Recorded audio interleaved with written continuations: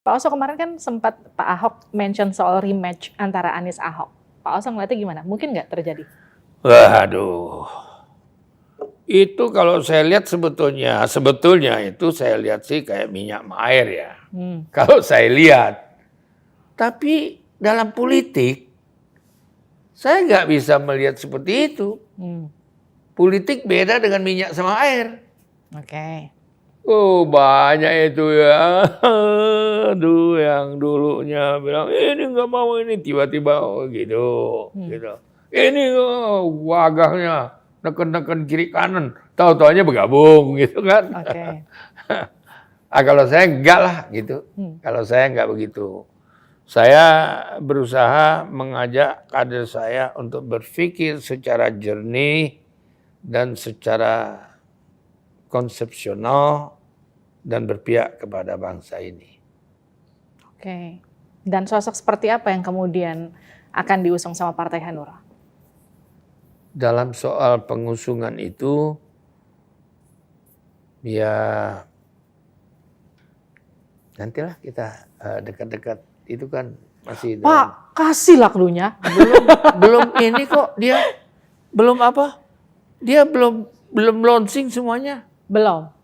Bagaimana kita mau masa terus sekarang begitu muncul Anies terus kita bilang hanya Anies, nggak bisa juga. Ini negara demokrasi, ya kan?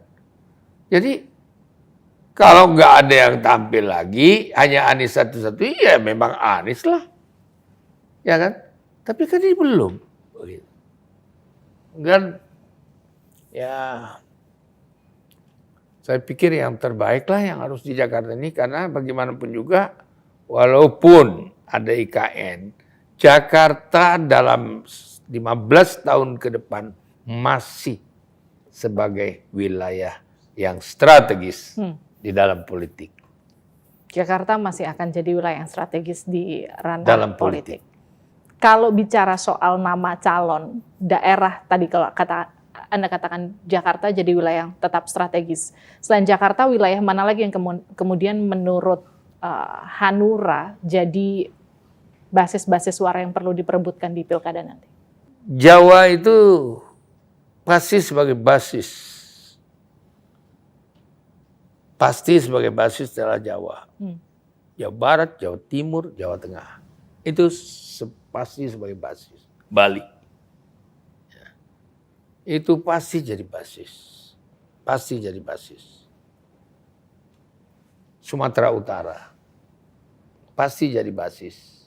Ya kalau kan? Jawa Timur ada Khofifah Emil, Hanura ke situ nggak Pak? Loh, dulu kan kita yang pertama mendukung Khofifah. Dulu kita yang pertama mendukung Khofifah. Sekarang? Ya belum, kita belum mendukung siapa-siapa. Oke. Dimanapun kita belum ada yang mendukung siapa-siapa. Timur dulu kita mendukung Ridwan Kamil. Oke. Dan dulu kita mendukung Ahok. Sekarang mendukung Ahok lagi nggak? Loh, ya kan belum. Dia juga belum muncul kok. Oke. Ya.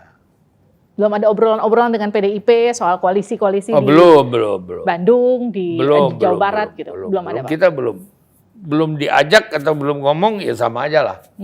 Tapi sosok seperti apa sih Pak yang dibutuhkan untuk menjadi penyeimbang pusat yang di daerah tuh sosok seperti apa yang dibutuhkan? Ya itu dibutuhkan kewenangan daerah yang meyakinkan orang daerah itu berpihak kepada daerah yang betul-betul. Dia nggak usah lari ke Jakarta ini, nggak usah lari kemana-mana. Dia konsentrasi ke daerahnya karena daerahnya punya potensi yang besar. Seperti contoh orang bilang wah dulu yang paling susah itu NTT, ya NTT itu susah untuk berkembang, susah untuk.